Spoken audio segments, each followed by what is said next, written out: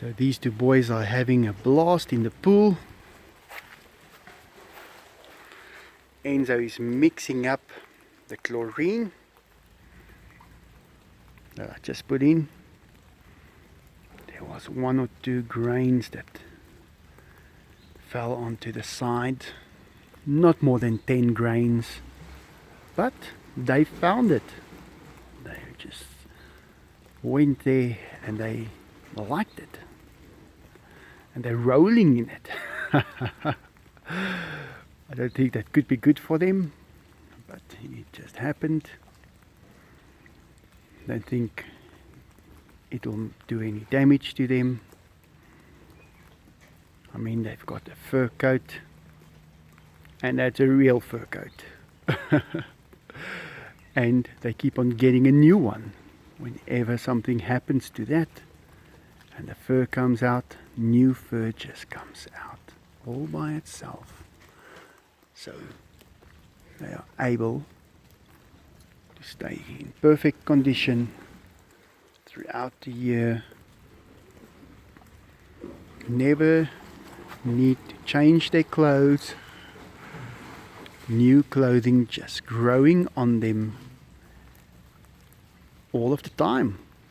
Wow, that's something amazing. So yeah, I'm going to make a video about touching the tiger fur. But if you look at that part right there, that bright part right there, that's the softest part of a tiger. When you Enzo just entertaining us here. If you stroke him from his nose over his head is also quite slick. I can almost call it slick. And then when you get to the neck, he's got a bit more furry hair there. It's soft, it's not hard, but you can feel it's much harder than a normal little cat. But when you get to that part right there on his back, that darker part right there, then it becomes very smooth. If you press hard on it and you rub your hand to the back, your hand just glides over it. It's soft and very easy to, how can I put it? Friction is just less there. So if he's stuck somewhere, I need to get out. That will be the part that needs to be the slipperiest. So that's what it is. This is clothing that is different for every single area of the host. And Diego, just look at these two. They are amazing. So yeah, this is getting very, very complicated. Just a single or a tiger, looking at a tiger, how can it become so complicated? Look at his face. The short little hair on his nose, totally different to the hair on his head, totally different to the hair on his ears, totally different to the hair on his back. And that slippery part where he needs to get out of if he should become stuck.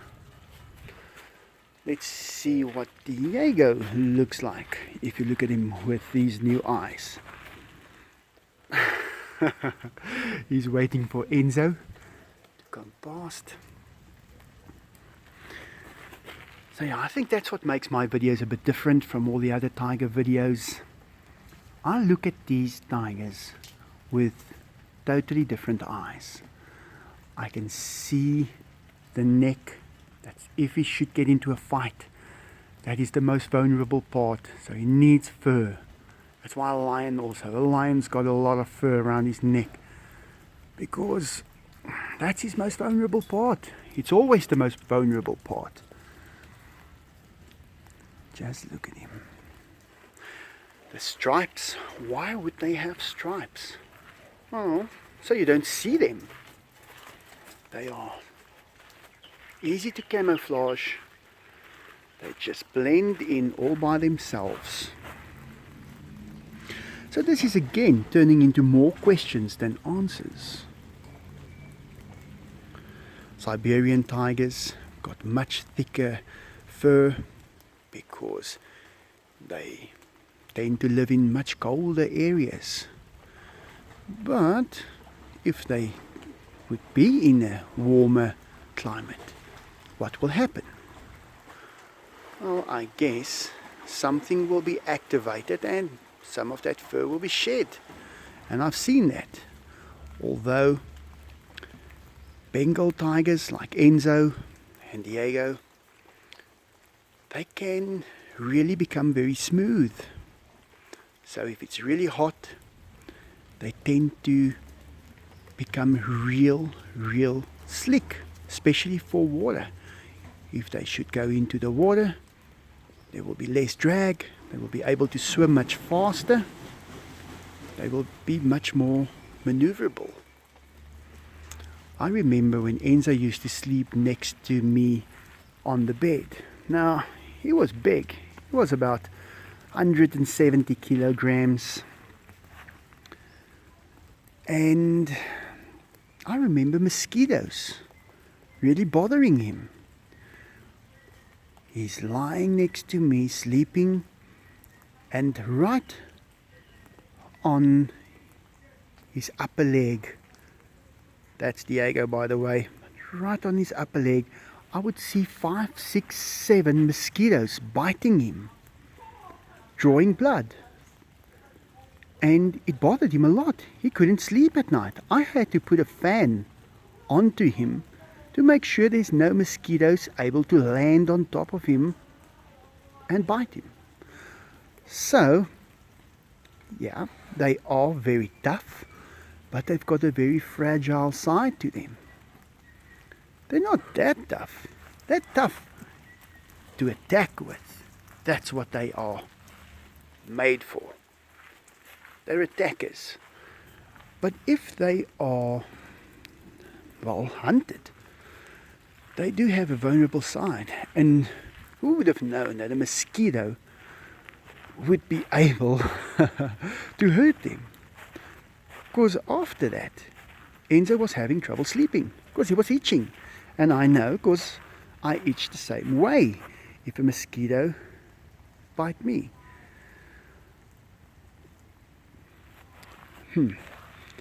Yep, more questions. We're going to get a lot more questions.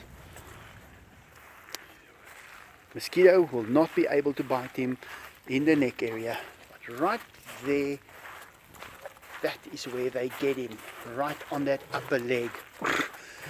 And when he's sleeping and he's really smooth on that areas, those mosquitoes are so easy to reach. So yeah, I try and keep the mosquitoes out of their water because that's where they breed. That's the main reason why I change the water more often, is because of mosquitoes. And I think when Enzo, or Diego for that matter, is sleeping right here on the ground at night, mosquitoes might bother them and they might not get a good night's sleep. Those are the silly things that I think after what I've experienced raising these tigers. I've really experienced a different kind of raising a tiger. They are not, or they are more vulnerable than people might think they are. Although they are very dangerous animals,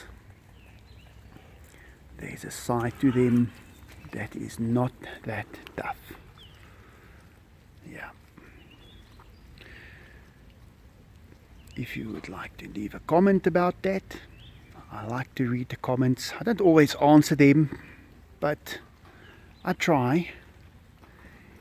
And we can discuss this a bit further. I'll make a video after this again to explain things about what we've discussed. But yeah, let's discuss it. Let's figure out these tigers. Why are they here? What do they do? What would you have done if you were a tiger? So yeah, thanks for watching, guys. Something to think about. Subscribe to my channel, watch my older videos, and I'm going to be releasing a lot of information that I have noticed about these big cats, and eventually we will be able to get to a conclusion of what are they. Thanks for watching. Hope you have a great day. Oh yes, that was Enzo saying goodbye.